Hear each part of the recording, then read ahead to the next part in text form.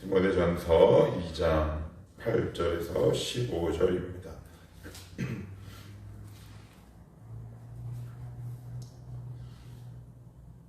디모데전서 2장 8절에서 15절입니다.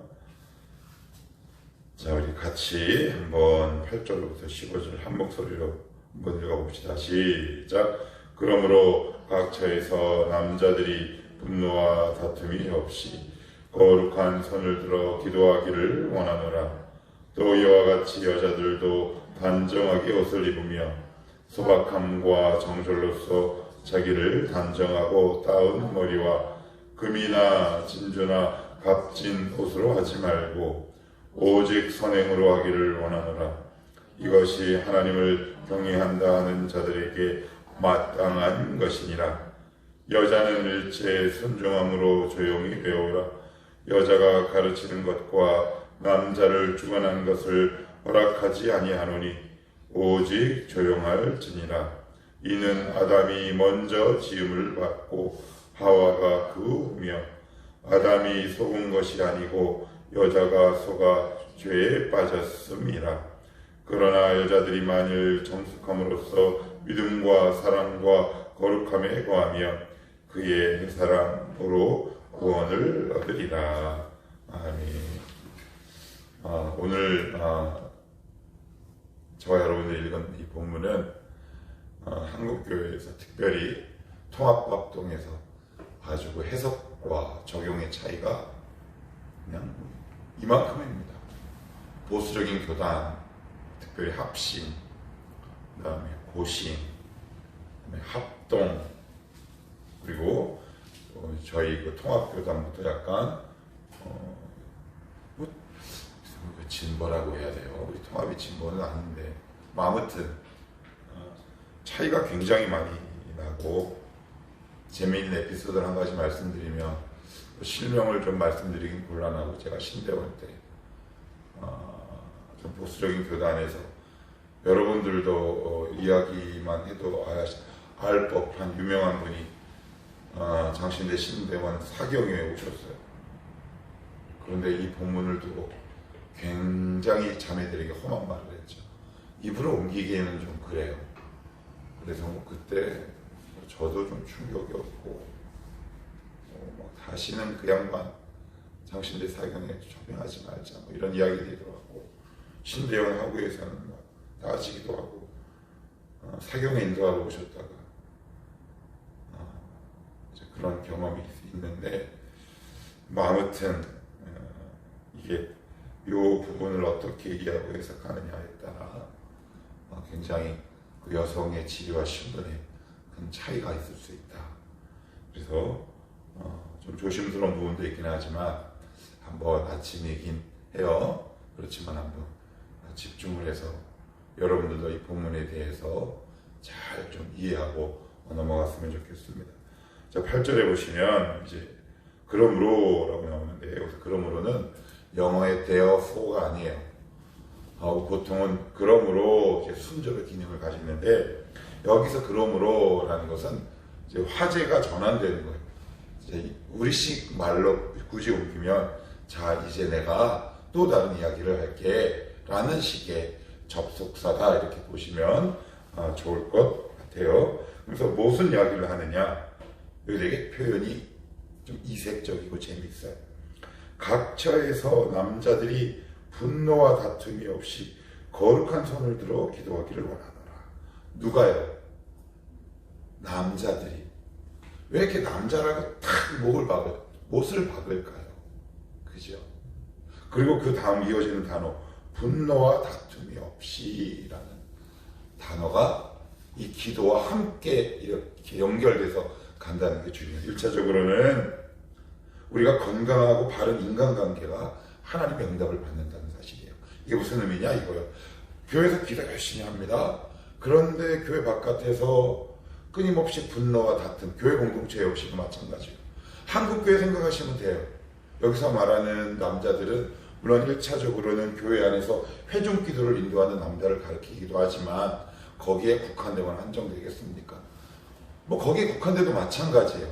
직분자네, 장로네, 안수집사네 하면서 나름 경건의 위치를 경험하고 그렇게 행하긴 하지만 교회 안에 끊임없이 분란을 일으키거나 아니면 교회 밖에서 이게 신앙의 본이 되지 않는 거예요. 막 다툼이 일어나고 그 사람 가는 곳이 피스메이커가 아니라 트러블 메이커가 막 되는 거죠.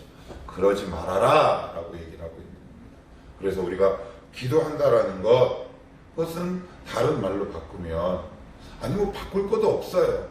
내가 지금 하나님 앞에 정말 바른 기도자의 삶을 살고 있다면 교회 공동체 안팎은 물론이요 사회에서도 내가 트러블 메이커가 될 수 없겠다라는 얘기겠죠.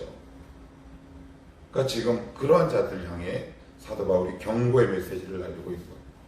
남자들아 기억해 너희들 기도할 때 다툼과 분노 없이 해라. 교회 안에 다투는 자들 얼마나 많이 있습니까? 특별히 그 당시 디모데가 섬기고 있었던 에베소 지역에 있는 교회에 아마 이러한 믿음의 부류들이나 현상들이 있었던 것 같아요. 제가 주석을 찾아보니까. 그래서 그들을 향해 얘기하고 있는 겁니다. 너희들이 주일 예배 때 회중 기도를 인도한다고 흉내는 내곤 하지만 그것만으로 부족하다.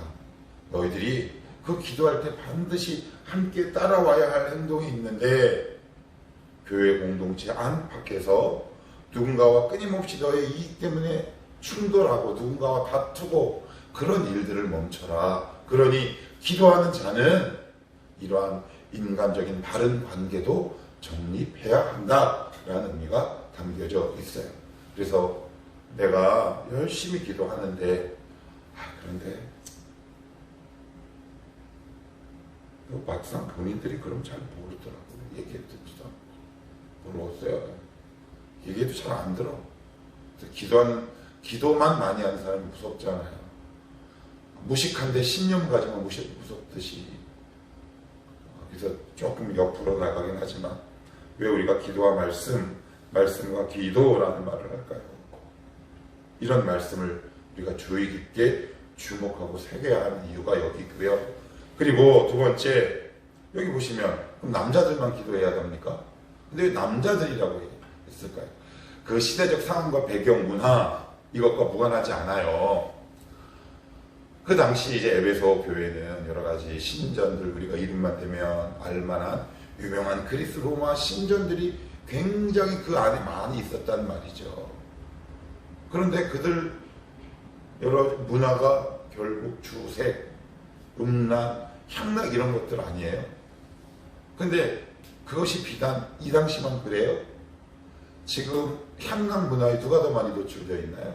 대한민국 사회는 남자예요. 음주 문화들은 모든. 그러니까 이게 우리에게 시사하는 바가 큰 거예요. 너희들을 둘러싸고 있는 여러 가지 환경과 그 문화적 차이들을 너희들이 이겨내고 싶으냐? 그러면 남자들 정신 차리고 기도해라는 말이에요. 사실 교회는 남자가 더 기도해야 돼요. 이게 남자들이 기도하지 않으면 가정이 참 튼튼하게 세워지기 어려워요. 여러분들 뭐 경험하라고 얘기하기도 그렇고요. 저도 목사지만 제가 정말 양손을 들어 다툼과 분노 없이 하나님을 향해 거룩한 기도자의 모습으로 꾸준히 세워져 갈 때 하나님이 저를 통해 주시는 말씀, 저를 통해 흘려보내는 여러 가지 은혜, 그 부스러기들이 굉장히 놀랍고 진지하다는 말이에요.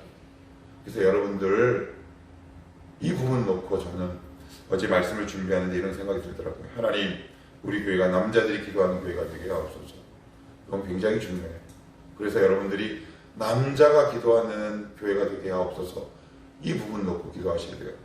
약간 여담이고 사담이긴 하지만 예전에 제가 부목사로 있을 때 어떤 청년이 저한테 이런 얘기를 하더라고요.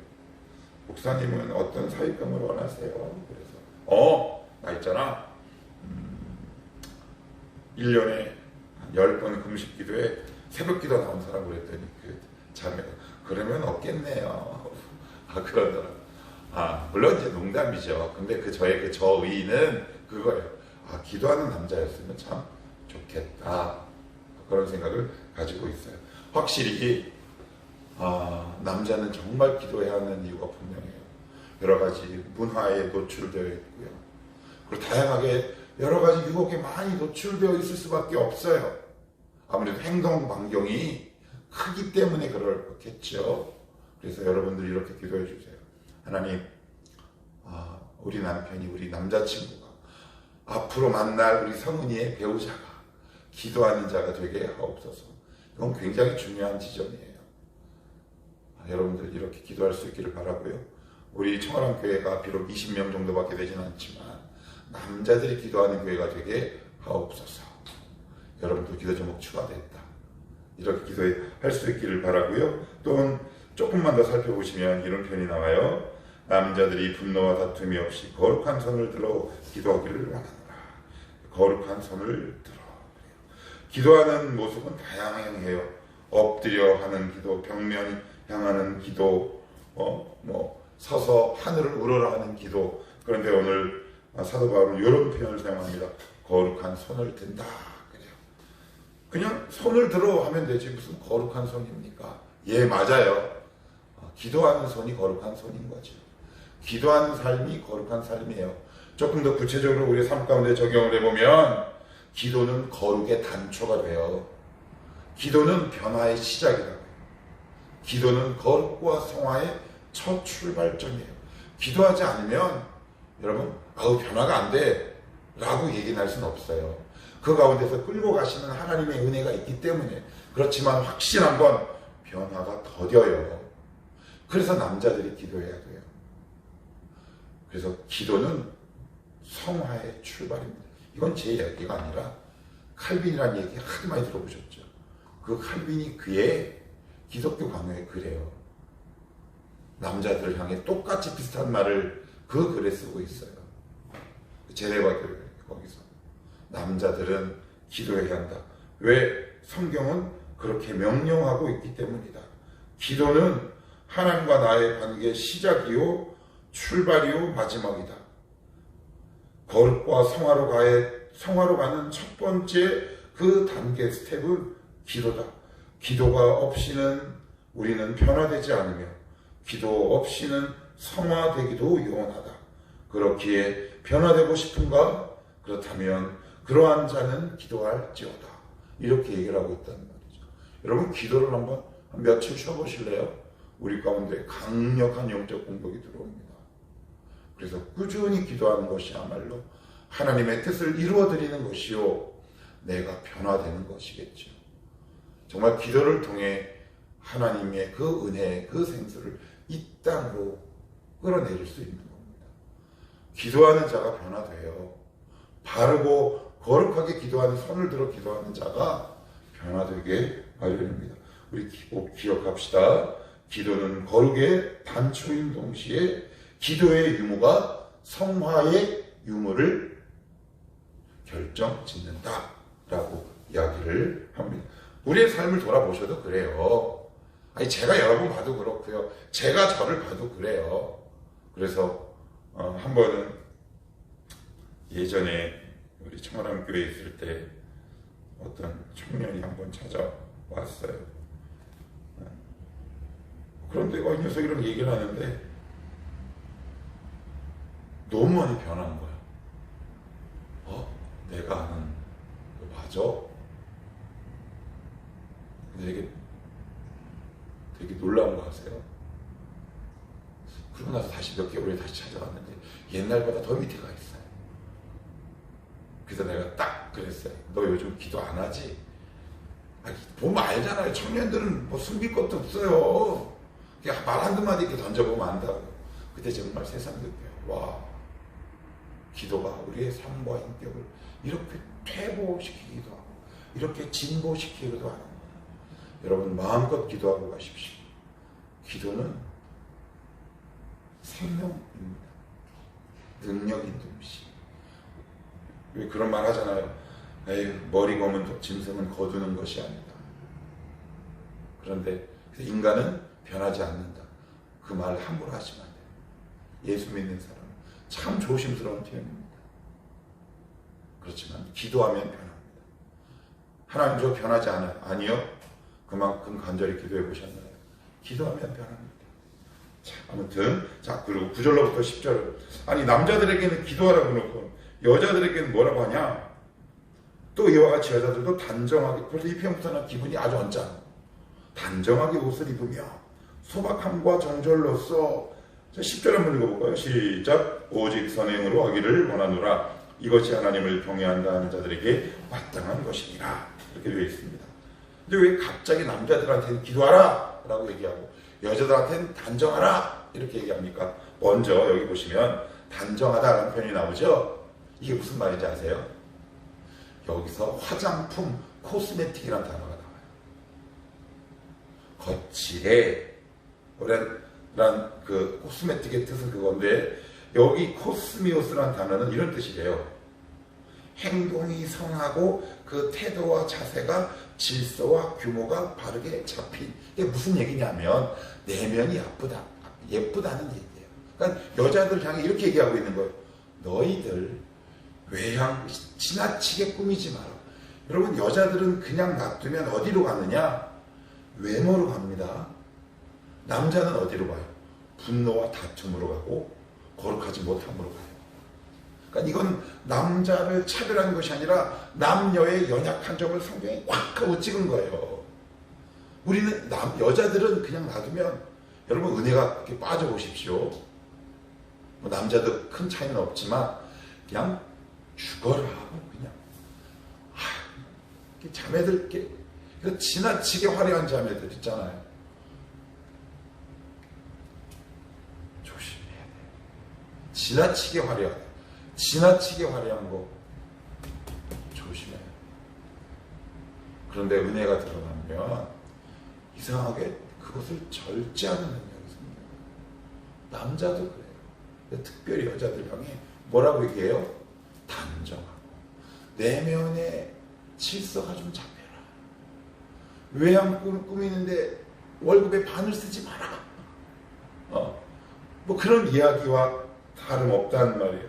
그래서 10절 뭐라고 그래요? 오직 선행으로 하기를. 그러니까 9절은 다 뭐예요? 다 눈에 보이는 거죠. 그러면 선행은요? 내면적인 거예요? 아니면 외면적인 거예요? 내면적인 거죠. 그러면 9절 10절을 딱 정리하면 이런 말씀이에요. 여자들아 모여서 화장품 자랑 눈에 보이는 거 자랑하지 말고 그것은 조금 절제하되 하나님 너희들에게 정말 원하는 건 내면의 아름다움이니 내면의 차밍스쿨로 가서 너의 거칠애를 벗어버리라 라는 뜻을 담고 있는 거겠죠. 그러니까 이건 이 본문 말씀을 여자들한테는 이렇게 그런 의미가 있죠. 그만큼 디모데가 섬기고 있었던 그 교회에서 이런 문제가 발생했다라는 반증이기도 하고요. 근데 이 말씀이 그때만 그럴까요? 지금도 있겠죠? 예. 그래서 이 말씀을 그 당시에만 적용되는 말씀은 결코 아니다.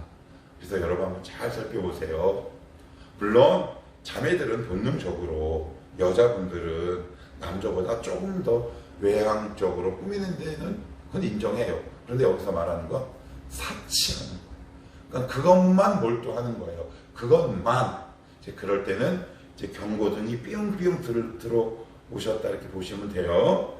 자, 그리고 나서는 이제 11절로부터 12절은 좀 어려워요. 자, 왜 어렵냐? 여자는 일체의 순종함으로 조용히 배우라. 여자가 가르치는 것과 남자를 주관하는 것을 허락하지 아니하노니 오직 조용할지라. 요것 때문에 합동, 다음에 합신, 이쪽은 여자에게 목사 안수를 안 주는데 요 구절에 근거해서 주지 않아요. 우리 통합은 목사 안수 줍니까 안 줍니까? 줍니다. 그러니까 이 본문 말씀을 다르게 해석한다는 거죠. 이거 굉장히 중요해요. 이게 이제 무슨 이야기냐라고 이야기를 살펴보면 이 당시 6절 말씀 한번 보시겠어요? 6절 그가 모든 사람을 위하여 이런 표현이 나오죠. 그러니까 예수님께서 모든 사람을 위하여 자기를 대속물로 주셨다라는 말은 우리가 알고 있었던 남녀 우위, 신분, 차별에 대해서 주님이 탁 깨진 걸 얘기해요. 그런데 일부 여자들 가운데 이 말씀을 이렇게 오해하는 사람들이 그 당시 있었어요. 그건 뭐냐? 거 봐. 남녀의 위아래 상하가 없어. 그러니 나도 남자 가르칠 수 있다고 하면서 제대로 된 준비되지 않은 사람들이, 죄송해요, 조금 거친 표현을 쓰면 나댄 거예요. 그러면 분명히 교회 내 규모와 질서라는 게 있고 직분이라는 게 있고 사도가 있는데, 그런 것들이 무시하라고 얘기하나요? 아니면 성경은 존중하라고 얘기하나요? 존중하라고 얘기한다.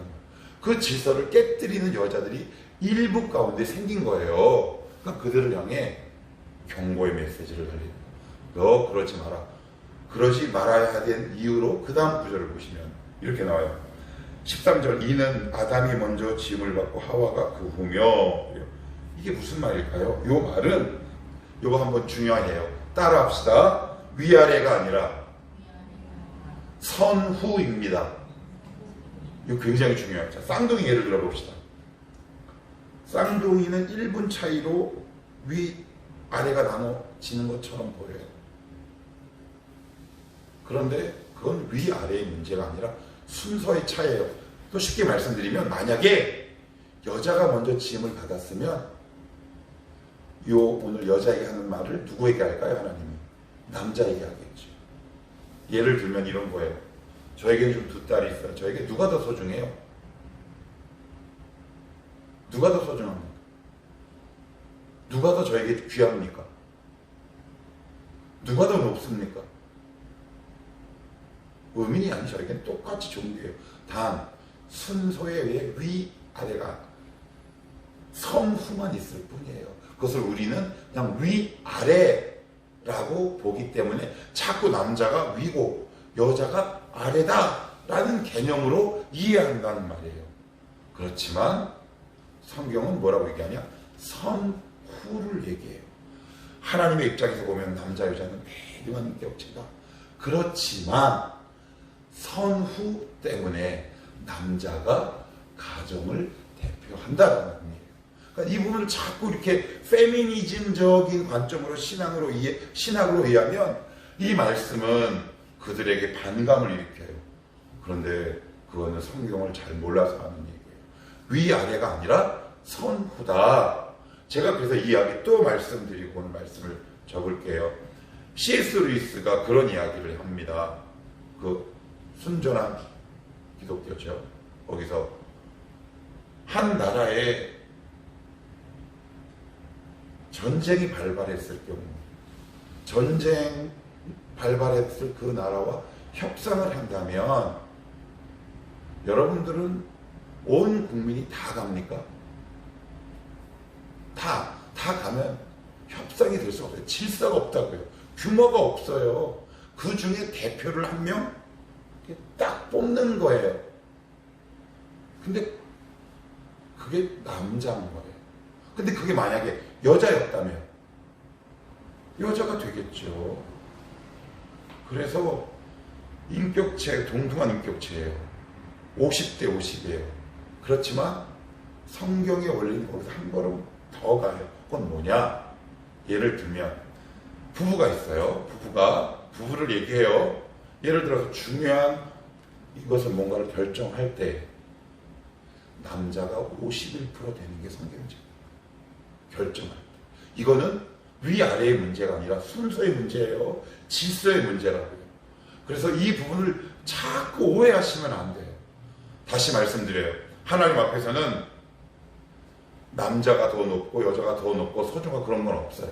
그렇지만 누군가 이 문제를 책임져야 한다면 한 명이 책임져야 하지 않겠습니까?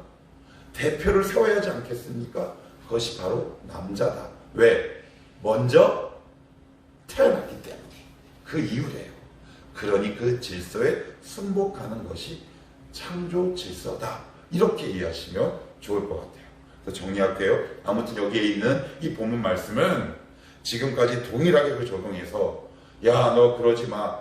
그래서 목사가 될 수 없다라는 것이 아니라 기존 어떤 교회의 질서를 깨는 몇몇 여자들을 향한 사도 바울의 경고이기 때문에 이 말씀은 오늘 지금 우리 시대적 상황에서 일방적으로 적용하기에는 무리가 있다. 이렇게 이해하시면 좋을 것 같아요. 그래서 하나님은 오케스트라 하시잖아요. 우리는 다 오케스트라 단원이에요. 거기 지휘자시고 교회 안에 어떻게 남자만 있겠습니까? 여자만 있겠습니까? 남녀가 하모니를, 조화를 이뤄야겠죠. 그것이 바로 하나님 나라의 역사인 반면에 사단은 남녀로 나눈다. 조심하십시오.